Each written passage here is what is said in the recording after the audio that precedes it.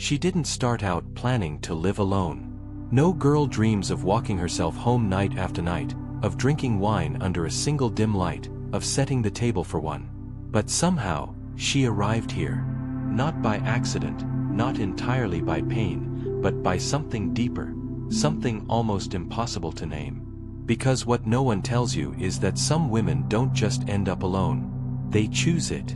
And not out of bitterness, or fear, or failure, but out of something hidden, sacred, and unspoken. The world looks at her and wonders, what happened to her? They whisper about heartbreaks, about careers, about how maybe she's too much, or too picky, or just not the nurturing type. But they never see what really lives inside her. They don't know the silent contracts she tore apart, the mirrors she stopped looking into, the nights she held herself so tightly she forgot what it meant to be touched by anyone else. Because there are reasons, underground reasons. Reasons no one dares to speak aloud. They are not about disappointment. They are about awakening. There are 5 of them. Not surface level, not cliché, but reasons that live beneath the skin. Reasons shaped by shadow, by fire, by the slow death of illusions. Most people never get past the first reason. But it's the third one, the one no one talks about, that changes everything. So if you've ever looked at a woman who walks through the world untouched by need, surrounded by space, lit from within by something fierce and inexplicable, know this. She is not lonely. She is not lost. She is not waiting. She is living a truth the world isn't ready to hear. And if you listen closely, you might just realize it's your truth too. Reason number 1, she stopped mistaking attention for love. There was a time she craved it, attention, the message reply, the lingering glance, the hand on her lower back guiding her through a doorway. These were signs she was wanted, needed, alive. For years, she mistook that spark for something sacred. But sparks can burn without building. And the warmth she sought never lasted. It flickered, faded, disappeared at sunrise. What she didn't realize then was how often attention arrives dressed as intimacy. How often it touches the body while bypassing the soul. How often it flatters the surface while ignoring the core. She learned, slowly and painfully, that being desired is not the same as being loved. That compliments can come from hollow places. That presence is not proof of care. That a man can kiss your mouth and still never meet your eyes. So she stopped chasing it. Not because she no longer wanted connection, but because she finally understood the difference between being seen and being consumed. This shift was invisible to most. They only saw her step away from dating apps, from weekend flings, from the subtle performance of being available. They didn't see the moment she sat in front of her mirror and whispered, "I'm not a proving ground." They didn't hear the conversations she stopped having with people who only called when they were bored, lonely, or in between. They didn't feel the liberation that came from choosing solitude over being half-held. They say she gave up on love. They're wrong. She gave up on being measured, on being scanned like a resume, on being chosen for parts of her soul while the rest was left in the dark. Now, when someone enters her orbit, they feel it, that quiet power. The kind that doesn't beg to be noticed. The kind that doesn't mold itself into your fantasy. She no longer performs for affection. She no longer turns herself into a mirror for someone else's self-esteem. Her presence is not a currency. Her energy is not for rent. This isn't bitterness. This is clarity. Because once you stop mistaking attention for love, the world grows quieter. But it also grows truer. And that truth is the first gate. The one that leads to the life no one understands until they've walked it barefoot. The life of a woman who lives alone. Not because she has no options, but because she finally realized she is not an option. Reason number 2. Silence became more honest than conversation. It didn't happen all at once. At first, she still answered the phone out of habit. Still nodded politely through small talk. Still smiled through dinners that drained her, nodded through questions that didn't touch anything real.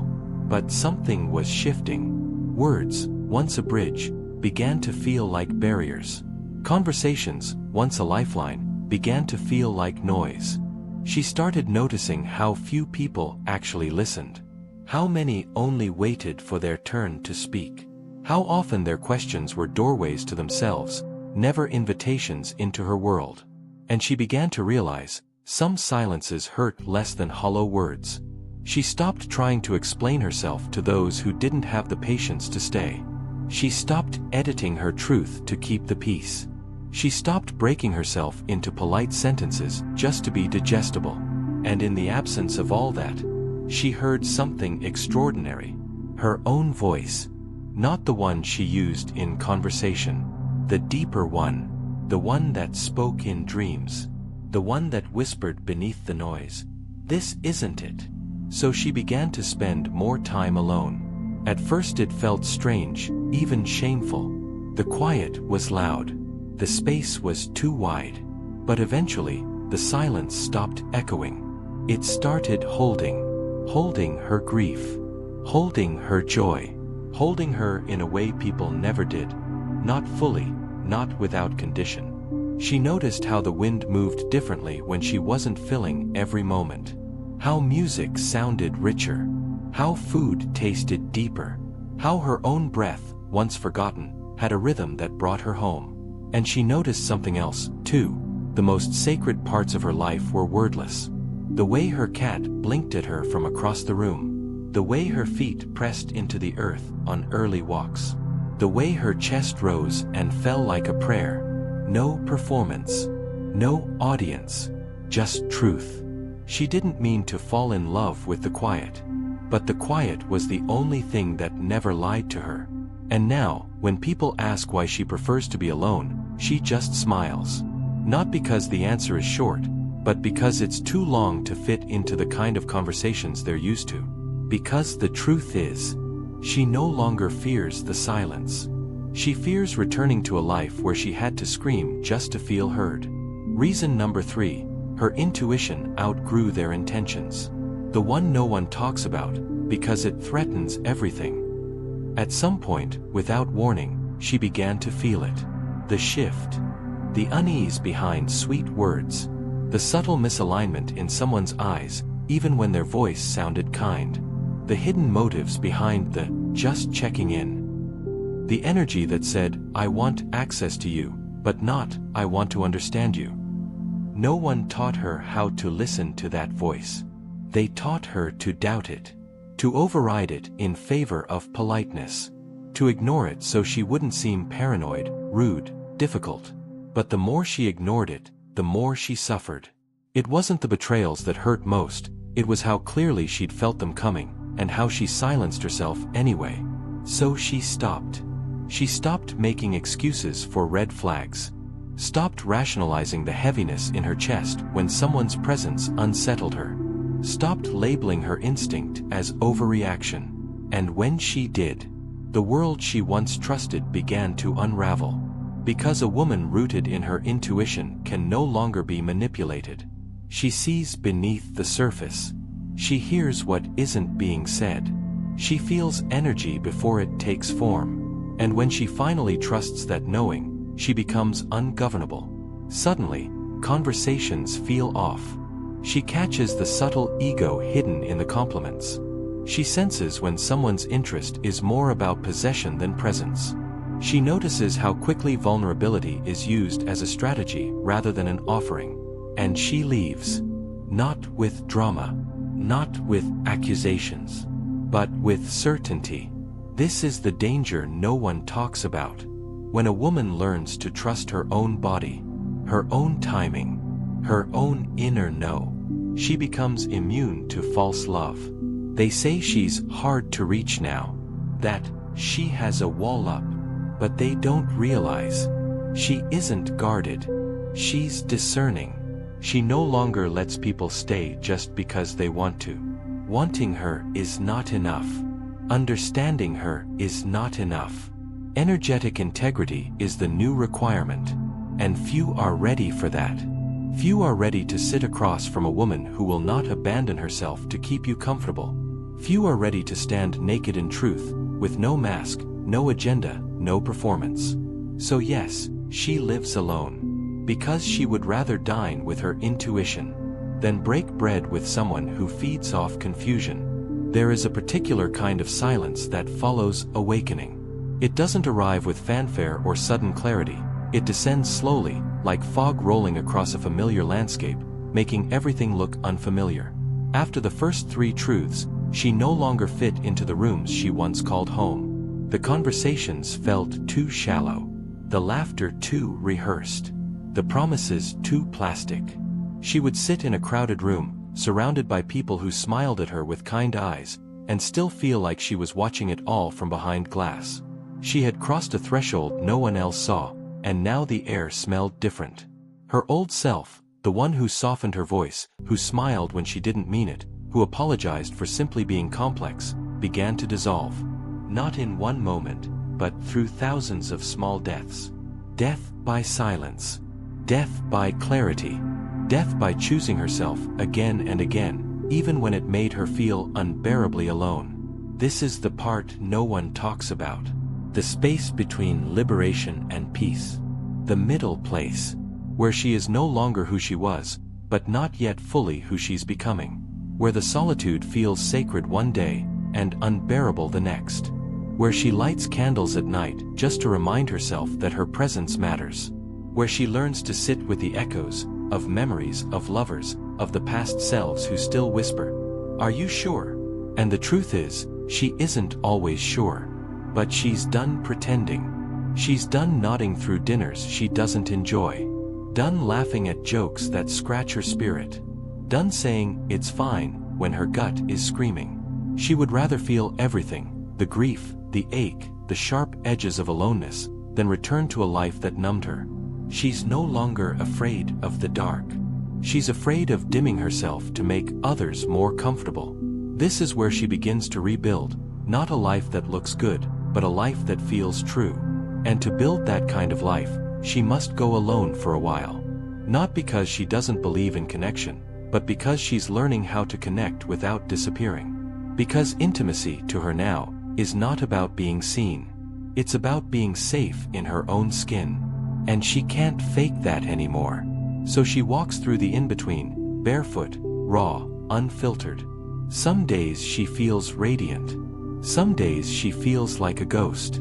But every day she feels real. And that, after everything, is what matters most. Not being admired. Not being chosen. But being true. Reason number 4, freedom became more intimate than romance. It didn't happen with a heartbreak. It happened in the stillness after. When there were no more text messages to wait for. No timelines to bend around. No unfamiliar socks in her laundry. No orbiting moons trying to pull her out of her center. She woke up one morning, stretched across her bed like a queen in her own kingdom, and felt something radical. Wholeness. Not the kind that comes after healing, but the kind that was always there, hidden under the noise of needing someone else to mirror it. She realized she didn't miss being touched. She missed being understood. And now that she finally understood herself, the rest seemed negotiable. Freedom crept in gently. It showed up in little things. In choosing what to eat without debate. In dancing naked in the kitchen with no one watching. In saying no without guilt. In staying home on a Saturday night and not explaining why. But over time, those little freedoms stitched themselves into something much bigger, identity. And with it came a dangerous kind of intimacy, the kind that required no audience, no validation, no translation. It was the intimacy of being alone with yourself and not needing to escape. The intimacy of knowing your own patterns, your own wounds, your own worth. The intimacy of not performing. That's when romance began to pale. Not because it wasn't beautiful, but because it often came with a cost. Her time, her space, her sovereignty, the slow erosion of her edges to keep the peace. The unspoken compromises that accumulated like dust in corners of her life. She saw how easily connection turned into transaction, how often desire turned into demand. And she couldn't go back, not after she'd tasted the sweetness of her own undivided attention. People called it selfish. They said she was avoiding love, that she was closed off. But they didn't see the kind of love she was cultivating. Fierce, slow, steady, and profoundly internal. A love that didn't need to be mirrored to be real. A love that expanded rather than shrank her. A love that didn't require proof or permission. She began to see things clearly. That most relationships were built on negotiation, not reverence. That most people loved the idea of her, but not her reality. That most love she'd known was conditional, fragile, performative, tethered to how small she was willing to become. So now, when someone asks if she's afraid of dying alone, she doesn't flinch.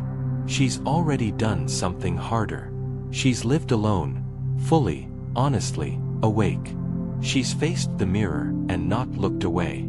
She's held her own heartbreak, traced its edges, and called it holy. Because freedom for her is not just a lifestyle. It's a vow not to abandon herself, even if the world promises comfort in exchange. Reason number 5, she stopped outsourcing the sacred. They told her divinity was somewhere else, in the arms of a man, in the structure of marriage, in the rhythm of sacrifice.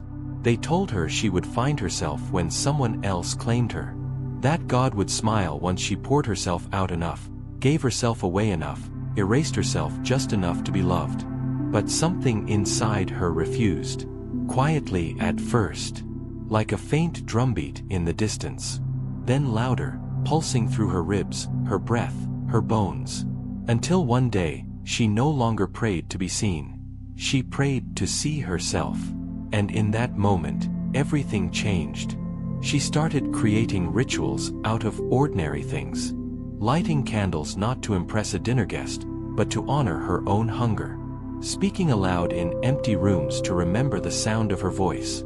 Crying in the bath, not as a breakdown, but as a baptism. She no longer waited for someone to bring her flowers. She planted seeds.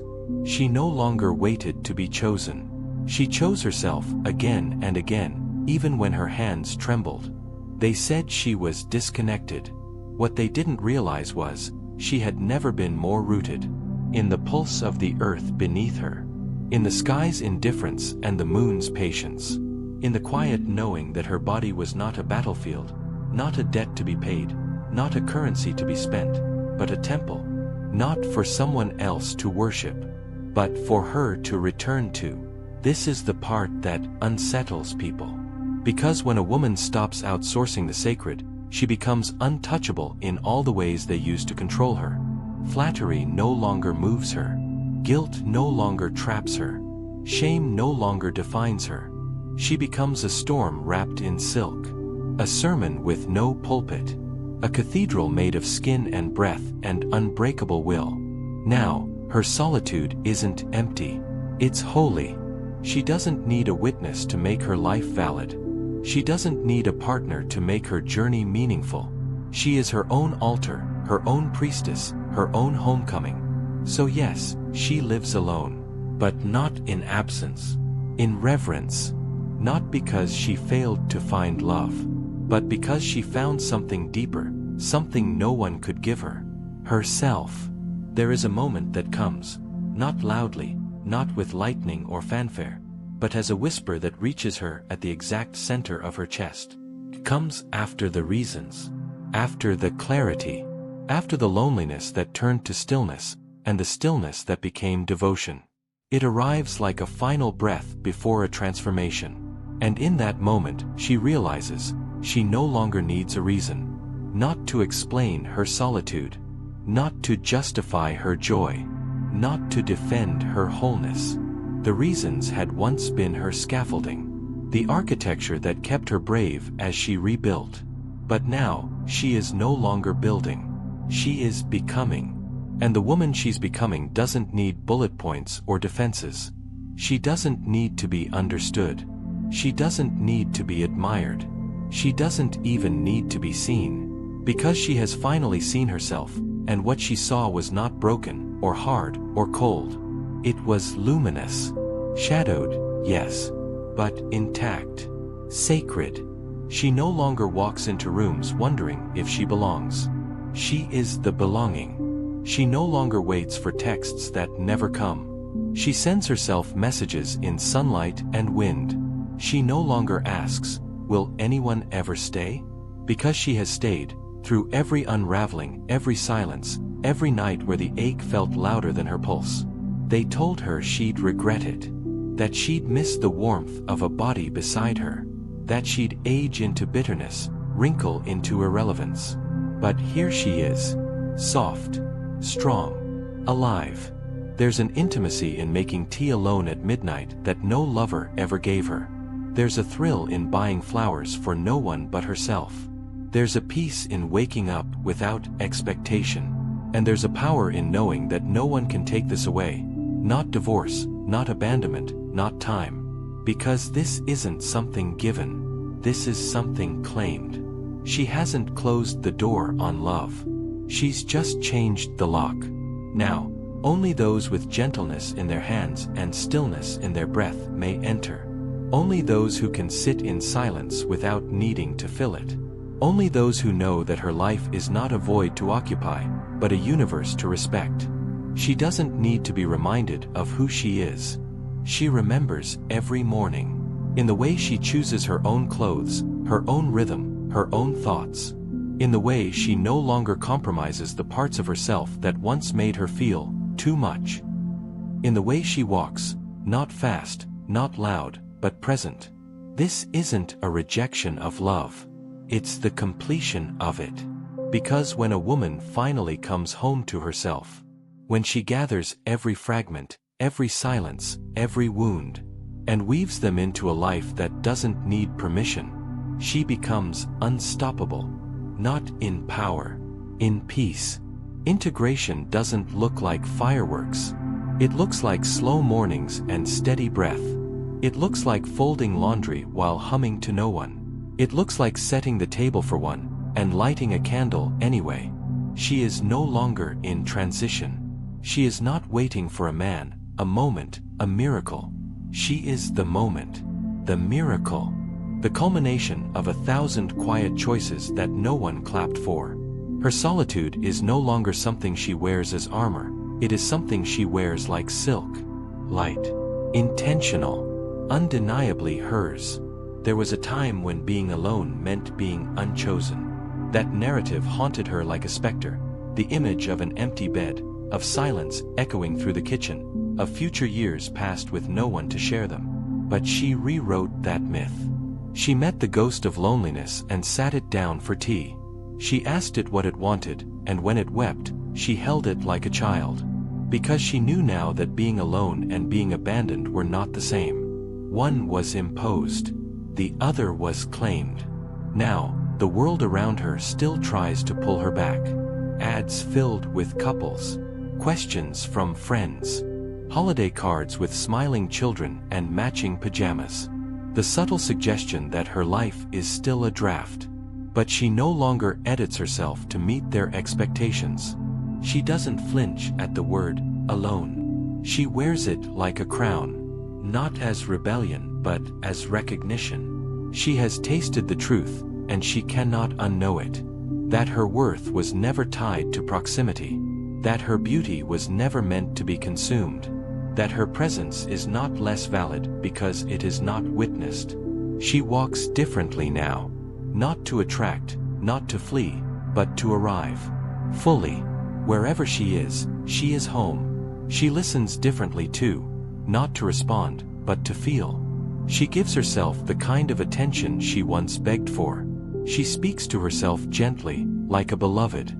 She no longer punishes herself for softness, or strength, or needing both at once. She is not in conflict with her own nature anymore. She is in communion with it. This is not the beginning of something. This is the becoming. The lived proof that solitude is not a problem to solve, but a place to return to. A sacred echo chamber where the soul speaks clearly. A mirror that reflects not flaws, but wholeness. She does not need anyone to complete the picture. She is the picture, framed by silence, illuminated by peace. Now she no longer searches, not for meaning, not for mirrors, not for someone to name what she already knows. There's a stillness in her that startles people, not because it's empty, but because it's full of things they've been taught to run from. She no longer needs the story to end with romance. She no longer believes completion arrives in the form of another body beside hers. She has rewritten the ending, and in her version, there is no savior. There is no waiting. There is only her, whole and awake, holding her own gaze without flinching. That is the love story now, not a union with another, but a reunion with herself. And in that sacred solitude, she found something no man ever gave her: belonging. Not belonging to someone, but belonging with her own breath, her own tears, her own rhythms. She now understands the difference between being held and being free, between being admired and being known, between being wanted and being witnessed. And she has chosen the latter again and again, even if it means walking alone through firelight and memory. Because walking alone doesn't mean she has no one, it means she refuses to walk beside anyone who does not honor the ground she walks on. Her life no longer revolves around what might be. It moves with what is. Each small ritual, each boundary kept, each moment of silence is a declaration. She is not waiting to be loved. She is the love. She does not seek to be understood. She understands herself. She does not perform softness to earn safety. She creates safety from within. This is not the kind of power the world celebrates. It's quiet, unphotogenic, unsellable, but it is real. And that realness is what she wakes up for.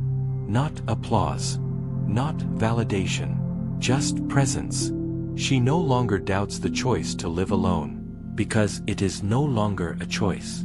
It is a truth that chose her, a path that unfolded not because of failure, but because of awakening.